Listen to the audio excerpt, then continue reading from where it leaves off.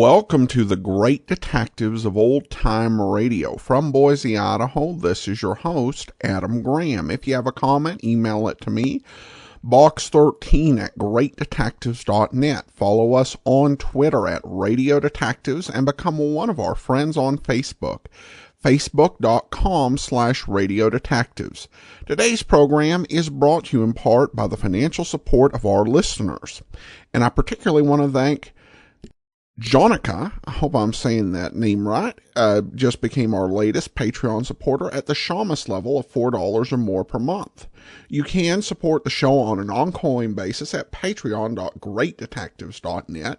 You can also send along a one-time donation, support.greatdetectives.net, and you can donate via the Zelle service to box13@greatdetectives.net and mail in your donations to Adam Graham, P.O. Box 15913, Boise, Idaho 83715. Now it's time for today's episode of Nightbeat. The original air date is August the 21st of 1952, and this one is The Man with the Red Hair. What'll you have? Pabst Blue Ribbon, dear. And now, Pabst Blue Ribbon presents transcribed Frank Lovejoy in Nightbeat.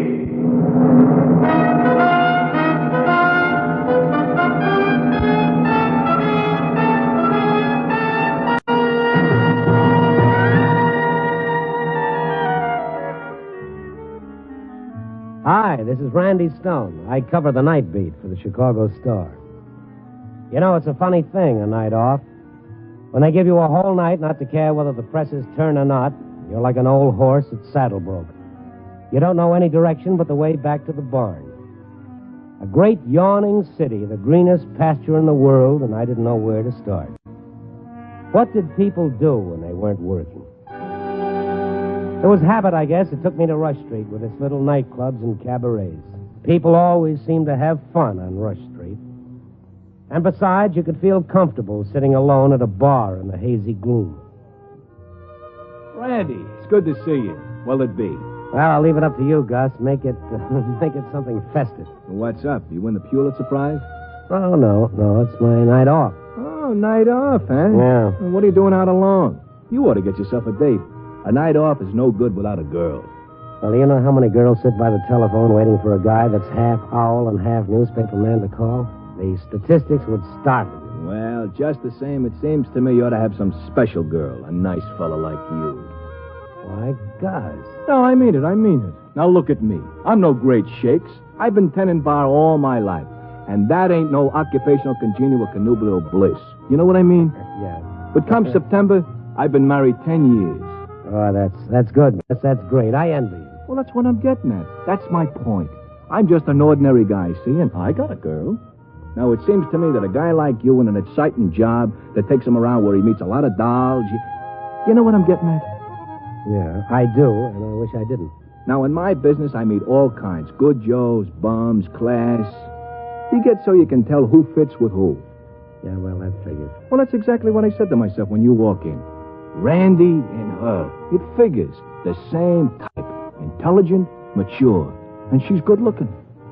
Look, Gus, it's a little early in the evening to get befuddled, and I'm afraid I don't follow you. Who's good looking? Why, that girl down there at the end of the bar, sitting all by herself. Oh, that brunette in the white dress? Yeah. What do you think? You like to take her out tonight? Well, I could get used to the idea. You know her? Well, no, I don't know her, but I... Oh, well, then why bring it up? Oh, now, Randy, don't get sore. I was only thinking of you. Well, then mix me a drink. That's all I came in for. Oh, okay, Randy, you bet. But a drink ain't the answer, no, sir. Can't nothing make a man feel high like when a woman looks at him. In a special way. You know what I mean? It was a pleasing thought and a disturbing one. As Gus worked his magic alchemy back at the bar, I worked on the idea, and from time to time I looked at her in the mirror. She was studying her drink pensively, kind of sad, turning the glass round and round in her hand as though she had something deep on her mind. I was openly staring at her when her eyes met mine in the mirror. Her face became suddenly animated, and she smiled at me. Hi. Hi. I'm superstitious about drinking alone. Oh, what a coincidence. So am I. Life's full of coincidences. Believe me, I'm all for it. Well, mud in your eye? To you. No. Tonight it's to you. Just to you. You're wondering about me, aren't you? And how do you mean? When a girl sits alone at a bar, men get all kinds of impulses about her. Some want to protect her and... Well, what did you think when I smiled at you in the mirror? Well, I guess you summed it up. You're lonesome, aren't you? Well, Lots of people are lonely. Do you mind if I call you John? well, it's a good plain American name, but my name happens to be Randy. I'll call you John. You call me Mary. Mary, Smith? How did you know? Instinct. Well, Well, what? you haven't asked me why I'm alone tonight. Well, I figured that was your own business. I was stood up. I had a date, but he didn't come. Well, he should have his head examined. That was the right line, John. Well, I try, Mary, but I don't get much practice. You mean you don't look at other girls? Well, just window shopping. Well, how about all those girls that come in the bank? And what about the girls who work in the bank? The bank? You wouldn't have me mixed up with some other fellow, would you? Now, how could I ever mix you up with anybody? Yeah. Buy me another drink, John? Oh, yeah, sure. Gus, refills here. Better make mine a double.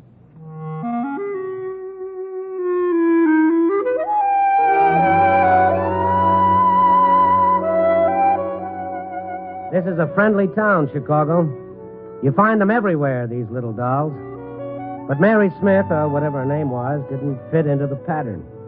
She said all the right words, but there was something elusive about her. If I could use a word that's been out of use for a long time, she was a lady. She looked younger than I'd first thought. She was no more than 25. There were no rings on her fingers, and, well, I wasn't going anyplace anyway. Gus put the refills in front of us. I picked mine up, raised it, and turned toward her. But she'd suddenly gone cold on me. She was tense, and she was staring into the mirror as though she'd forgotten that I was there. I followed her gaze. There wasn't anybody else at the bar except a man with red hair. He sat at the other end of the bar nursing a beer, and he wasn't paying any attention to us. Let's go. Thought you wanted another drink. I don't want to stay here anymore. I want to go. Oh, sure, but I got to pay the tab first. Hurry. I'll wait outside for you. Gus, check. Hey, yeah, Randy. That'll be $3. Okay. Come on down here. I want to talk to you. Gus, I'm in a hurry. Randy, listen, I think maybe I gave you a bump steer. What are you talking about? Well, the minute you sat down with her, a guy starts asking all kinds of questions about you. Who you are, where you come from, what's your racket. A guy? What guy? Well, that guy over there, the guy that's... Oh, that's funny.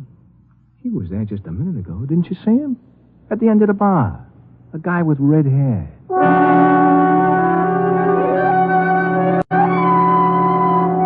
I paid Gus, and I hurried out. When I got to the sidewalk, she wasn't in sight. I felt let down, disappointed. Well, that's how it goes. You figure you got a winning ticket, and you get left at the post. I was about to go back in and continue the fat chewing with Gus when a cab pulled up, and she was in it. I thought you'd run out on me. No, why would I do that? I thought getting a cab would save time. Save time for what? Why, we've got a lot of places to go.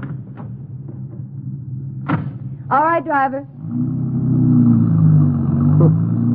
Well, I'm probably the biggest jerk in Chicago for asking a question at a time like this, but... your date that didn't show up, will he wear red hair? What? Let's give it. I love riding in a taxi, don't you? Mm-hmm. I'd like to know where I'm going, though. I never can remember.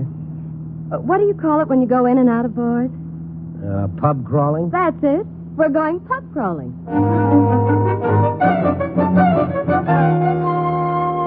For a girl who wasn't familiar with the expression, she was very expert at finding upholstered sewers, which was strange because once we got in them, she lost interest and wanted to leave. She ordered drinks, but she only sipped them. She seemed to have a compulsion to be on the move. Come on, let's go. Well, what's the next stop? Why, Riverview, of course. Riverview? That must be a new joint. I haven't heard of it. No, Riverview Park. What, the amusement park? You know, roller coasters, cotton candy, the whip. What are you trying to do? See Chicago and die? Oh, I'm so glad you came into the bar tonight. I'm glad you looked into the mirror.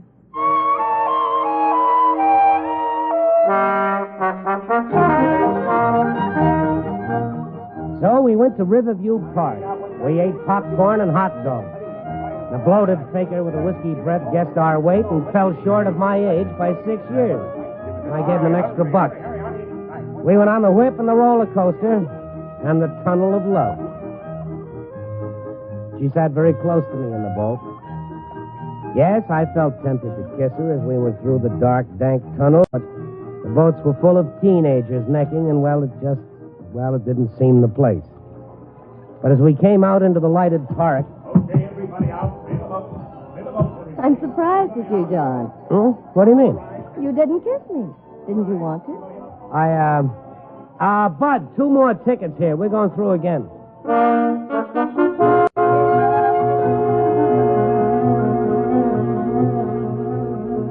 As we came out into the lighted park for a second time, I was looking at her, smugly waiting for her reaction. All right, everybody out. Stay the boat. Stay the boat. Want to go through again? No. All right, this way, folks. Find your luck. Careful. Here, let me help you. I can get out by myself. I don't have it. 3 shots for folks. 3 shots for folks. Well, what else? Something to eat? Another ride? Find me a very obliging fellow. I don't want to do anything. Please, just leave me alone.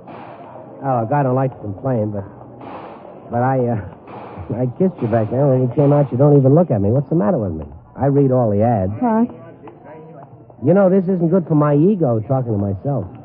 All right, take your chance. 3 shots for quarter. Everybody's a winner. Get the little lady a baby doll. Shoot the birdies back. Get the little lady A doll. Get me a doll. 3 shots for quarter. That's The quarter. baby doll in the blanket. That's the one I want.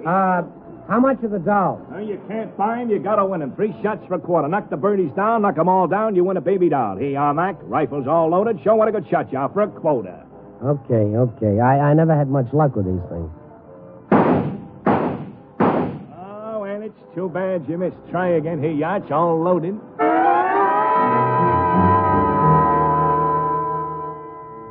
As I picked up the rifle again and looked down the sight at the moving birds, I was conscious of a terrible tension in Mary.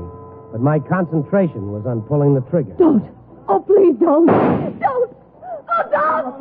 I turned around and she was screaming hysterically, running blindly down the midway. Mary!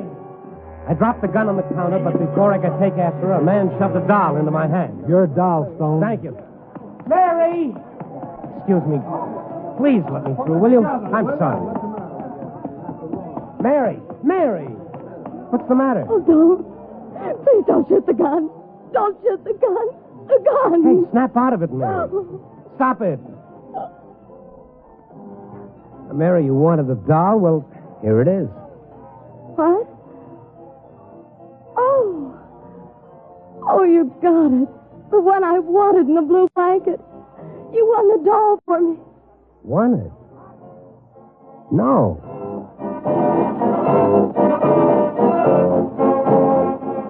No, I hadn't won it. I'd missed every shot, yet the man had handed me the doll. Not the man back of the counter, but another man. He handed me the doll and he called me by name. A man I'd seen once before tonight. The man who'd asked Gus about me. The man with the red hair.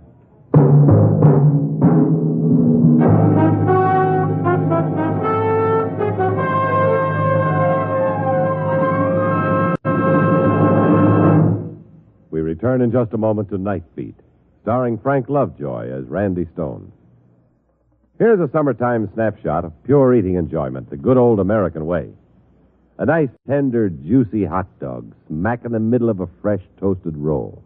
And right next to it, ready to refresh and quench your thirst, a tall, cool, foaming glass of smooth, delicious Pabst Blue Ribbon beer. Just put yourself in that picture. Mm-hmm. You'll find Pabst Blue Ribbon has a taste all its own, a more satisfying taste, a more sociable taste no other beer can match. No wonder it makes good foods like these taste better. Listen. Here's a list of foods to choose for picnics, parties, barbecues. Campbell's Pork and Beans, Armour's Treat. Borden cheese. Ritz Crackers with Frankfurters. And, of course, Pabst Blue Ribbon. You'll find that food tastes better by far if you serve them with foaming PBR. What'll you have?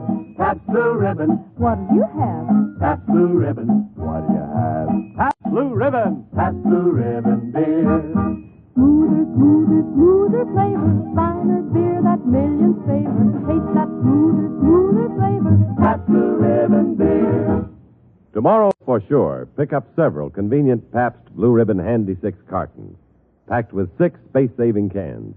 Or get the money-saving case of 24. Any way you buy it, it's the same famous Pabst Blue Ribbon flavor.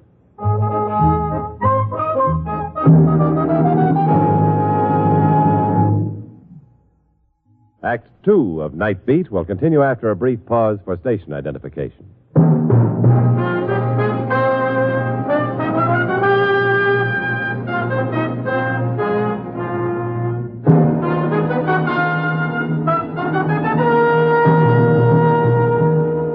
And now, back to Night Beat and Randy Stone. The night had a touch of madness to it.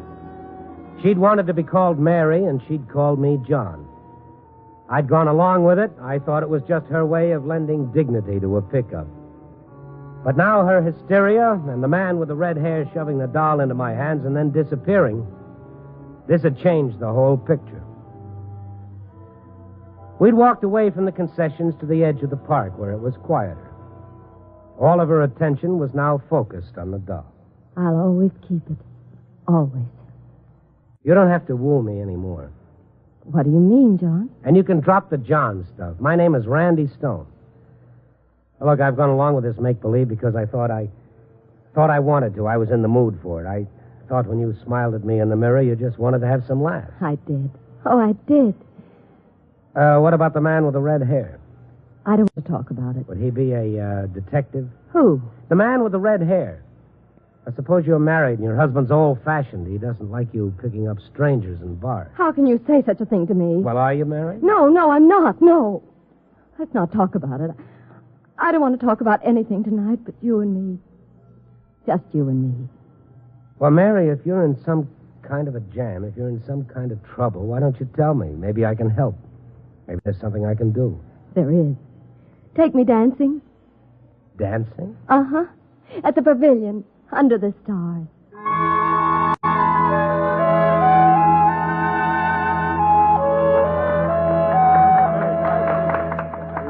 Our tickets ran out with the mellow music. I left Mary on the sidelines a minute to go buy another yard of tickets, but before I could get back, the band went jitterbug. And a gang of het cats went wild, swarming against the ropes to get to the floor. And they were between Mary and me. Trying to get through them was like trying to swim upstream. By the time all the cats were on the floor, I couldn't find her. She was gone. She disappeared. I looked over every inch of the pavilion, and then I saw him, the man with the red hair. He was standing just outside one of the exits, just standing there, watching. As I started toward him, he left quickly.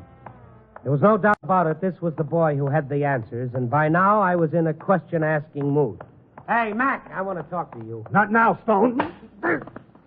I felt like I'd been hit with a roller coaster. My knees folded, and I went along with the ride.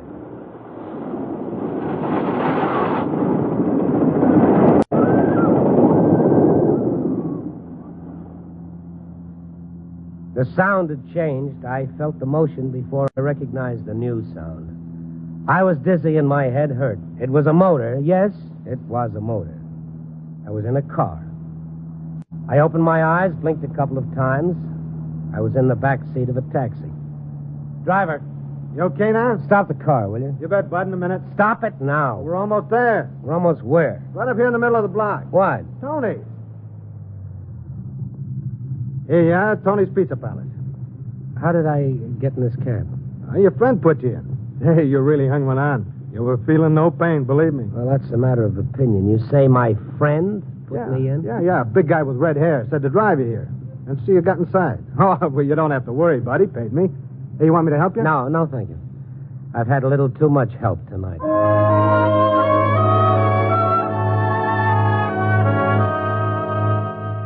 The cab drove away, and I stood and looked at the cheesy little pizza joint where he dropped me. The sign that badly needed paint still said Tony's Pizza Palace, although Tony had sold it a year ago. It used to be the place to go late at night if you liked sentimental Italian ballads with your pizza. Tony had been a half-baked opera singer, so he furnished entertainment, along with being chef, waiter, and mine host. Now the place belonged to a sourpuss who never came out of the kitchen except to take your order. I was curious. I went inside. Yep, she was there. Hi. What are you doing here? What happened to you?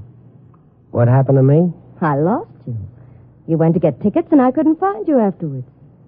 Kids, that crowd. Why did you come here? Tony's? Oh, I knew you'd come to Tony's. Oh, you did. You didn't have to be quite so forceful with your invitation. Here he comes. Listen, Tony's going to sing for us. Well, that's not Tony. Shh, quiet. There's no tomorrow when love is new. There's no tomorrow. There's no tomorrow. This song meant something to this girl. And what did it mean? The man who wasn't Tony was singing it to her, and she was listening with her heart. She was looking beyond everything into some memory that was rare and special, and I felt like an eavesdropper watching her. Well, would you, like him to sing something else? Not tomorrow. Not tonight. You want him to sing something else? No. Mary. I'll be Mary. back. How do I know? No more? No, thank you. What's the matter? The lady didn't like it? Well, she thought it was great. How long you been working here? Here? Oh, I don't work here. I sing at the Cafe Paloma down the street. Well, then what are you doing here? Oh, I don't know. Some fella came into the Paloma tonight and said, "Hey, you know the American words to O Solo Mio?" I said, "Sure." He said, "Good. You want to make some extra money?" I said, "Are you kidding me? With 6 mouths to feed?" He said, "Good. Go on down to Tony's. When the lady comes in the white dress, you sing to her." That's what the man said. That's what I did. This music lover who hired you, did he have red hair? That's right. He's a friend of yours? Oh, played a joke on you. Yeah, Huh? yeah, he's a real funny man.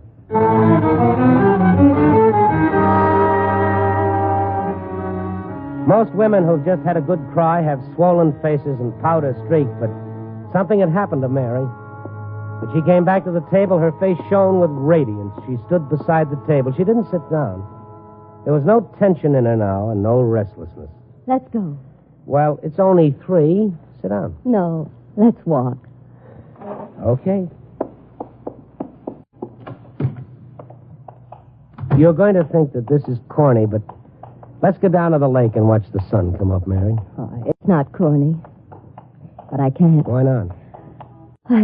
I've come to the end of it. I must go home now. The end of it? The end of what? You wouldn't understand. Well, I might. Try me.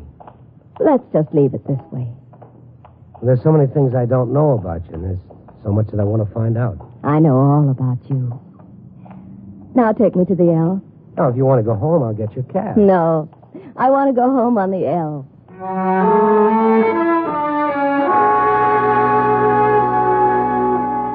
She carried the doll in one hand, and she tucked the other in mine. Funny, I'm out every night at this hour, but I never noticed what a beautiful city it is. Even the L. I'd always thought of it as just a dirty, rattling noise in the night, and now it was a silhouette in steel. We walked up the steps to the platform, and there was nobody there but us. In the distance, I could hear it, just a vibration at first, and then a sound. The L's coming. I'll have to say goodnight now. But I'm going to take you home. No. Oh, I just can't leave you here. Please, Randy.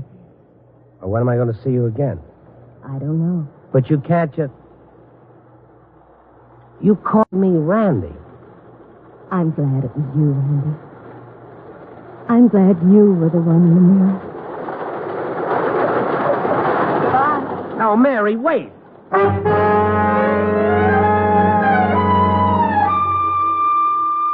She darted away from me to board the L. I started after her, but I didn't get far.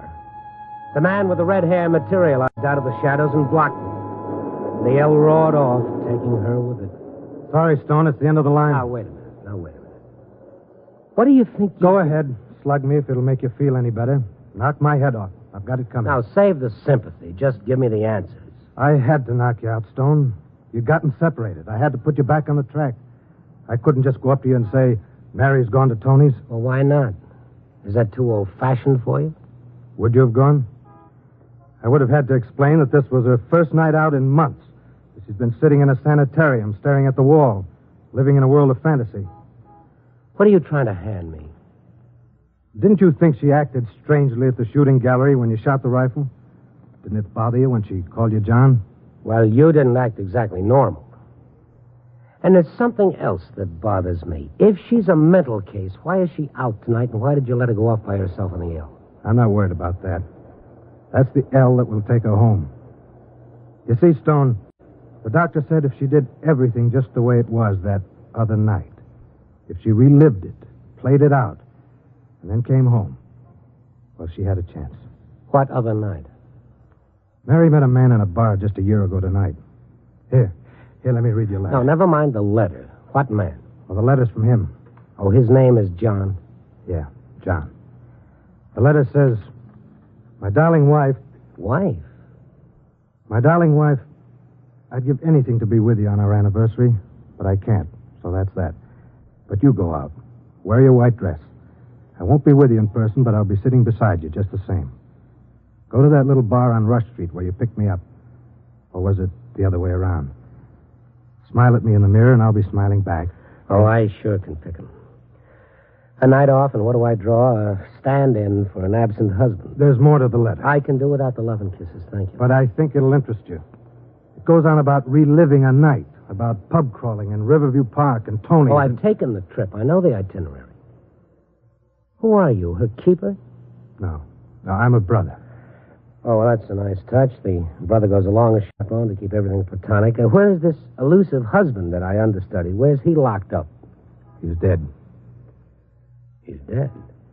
The letter was written in a foxhole in Korea. He was killed 2 days later on Heartbreak Ridge. Oh. Do you see now why I couldn't tell you? Oh, yeah, sure. Well, I'll see you around. You did great, Stone. Real great. Yeah, I know, great. Red. Yeah? What's your name? Sam? Sam what? Don't try to find her. Give her time. She may work out of this, and then again... Look, Stone, if she ever asks about you, if she ever wants to see you... Sure, I know. You'll look me up.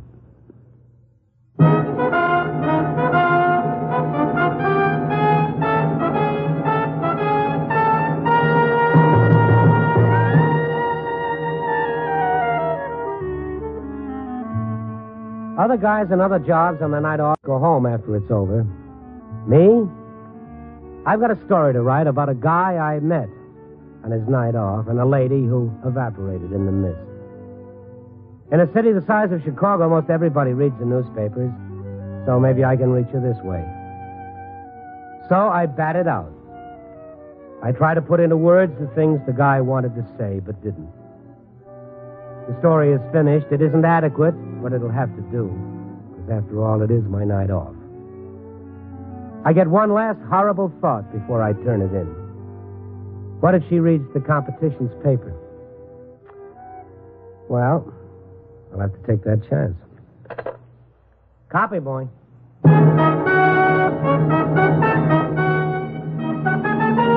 Night Beat, starring Frank Lovejoy, is produced and directed by Warren Lewis. Tonight's transcribed story was written by John and Gwen Bagney, with music by Frank Worth. The part of Mary was played by Betty Moran. Others featured were Peter Leeds, Jan Arvin, and Tudor Owen. Frank Lovejoy appeared through the courtesy of Warner Brothers, producers of The Miracle of Our Lady of Fatima. Listen next week at this time and every week as Randy Stone searches through the city for the strange stories waiting for him in the darkness. Starting the 29th, hear your hit parade on NBC.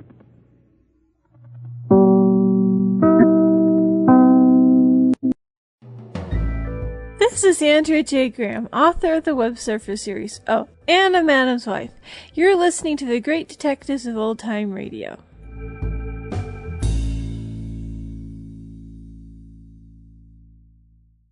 Welcome back. Well, I wasn't a fan of the episode The Old Itch a few weeks back. This one I really enjoyed. I think it's a good story with an element of romance that does actually feel like a really good episode of Nightbeat, and I think the way that Randy's written and his reactions work really well.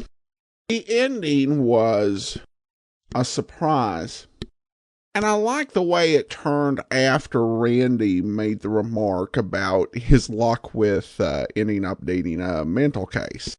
The truth, I think, kind of turned things around a bit. It was a reminder that a lot of folks struggle with how to deal with the traumas and griefs of life. It's handled really compassionately. Overall, a solid episode. Joey writes in on Facebook, Nightbeat was way beyond its time. Love the way they examined the mind, emotions, and real-life situations. It was definitely a very different type of program. Thanks so much for the comment, Joey. That will be all for now. Join us back here tomorrow for Rocky Fortune, and then next Monday it's another episode of Nightbeat. In the meantime, send your comments to box13@greatdetectives.net. Follow us on Twitter at Radio Detectives, and become one of our friends on Facebook. Facebook.com/Radio Detectives. From Boise, Idaho, this is your host, Adam Graham, signing off.